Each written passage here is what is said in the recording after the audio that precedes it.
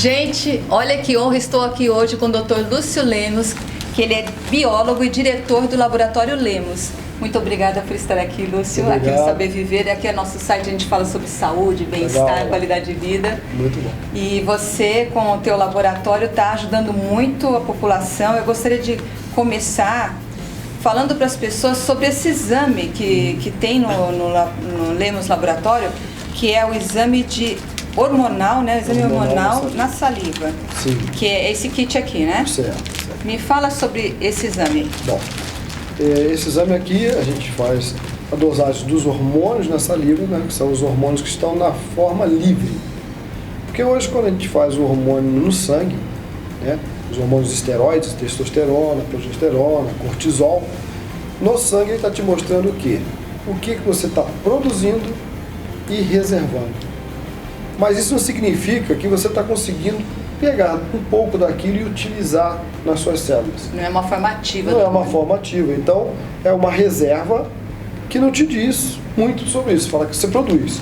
Quando você dosa sangue e saliva ao mesmo tempo, você tem o que produz, reserva, e aquilo que você retira todo dia para utilizar. O teu corpo libera e vai até o sistema para se utilizar. Então, ajuda nisso. Então vamos começar.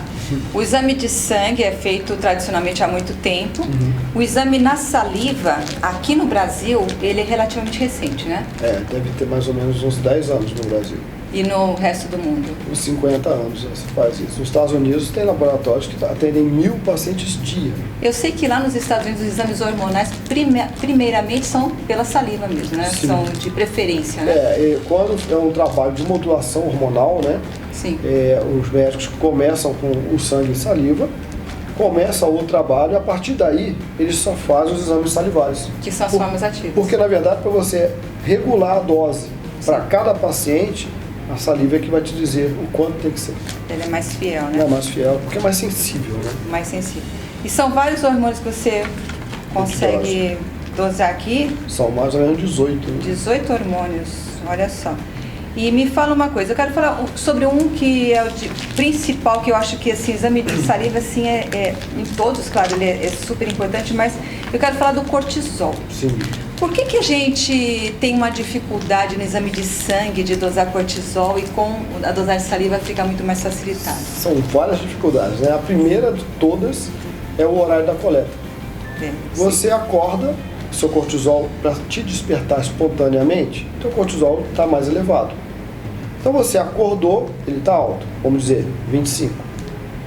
Que seria um valor normal. Em 50 minutos, ele já cai uns 40%. Se você vai se deslocar até o laboratório, quando chega lá e colhe entre 8 e 9 da manhã, ele já não corresponde ao cortisol que te despertou. O cortisol que se faz no sangue no laboratório é feito para outra doença, para Addison. Então é padronizado entre 8 e 9 da manhã e não pode ser menor que 3. Tá, que é uma doença relativamente rara. É rara, não é isso que está se pesquisando. A chamada fadiga adrenal, né, que aí a gente podia dar uma correção, que é disfunção do eixo HPA, né? O nome, mas é a mesma coisa. É, mas é a mesma coisa. Ela na verdade, ela não é necessariamente por falta de cortisol.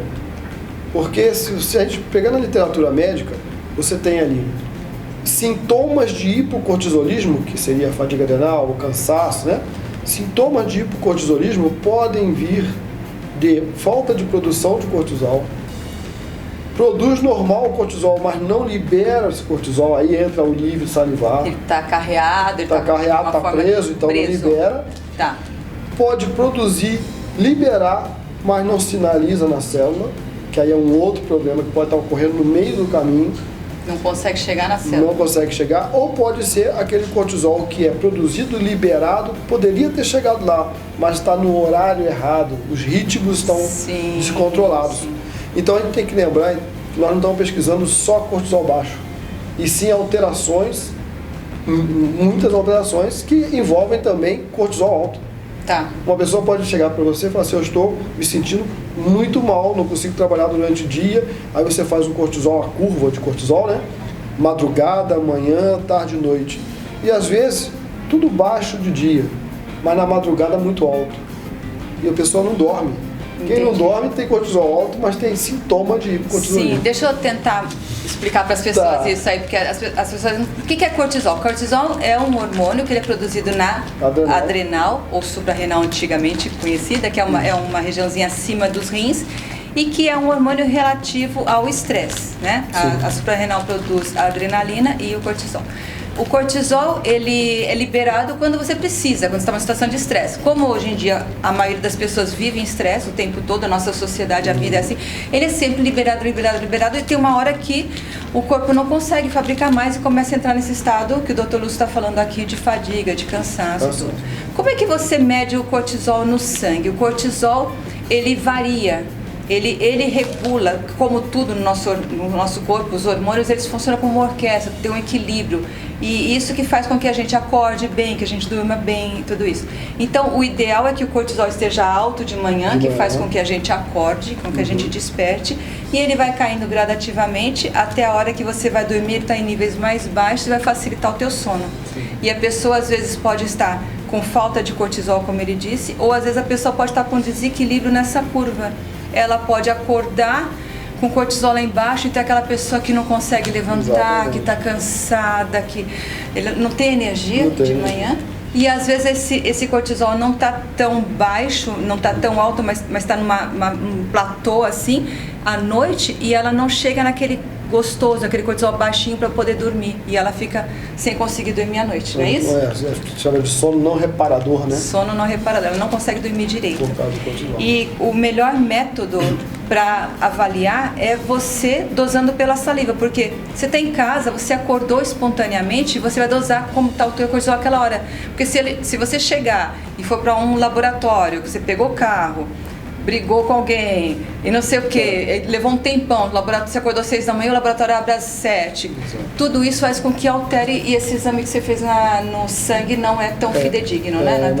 Na literatura diz o seguinte: por causa dessas condições, acaba que está tendo uma superestimação de resultados de cortisol baixo. Porque na verdade estava baixo naquele momento, mas quando acordou não estava. Tá, a pessoa acha que está com cortisol baixo e não está. Aí o médico pega o resultado e se chama de erro pré-analítico.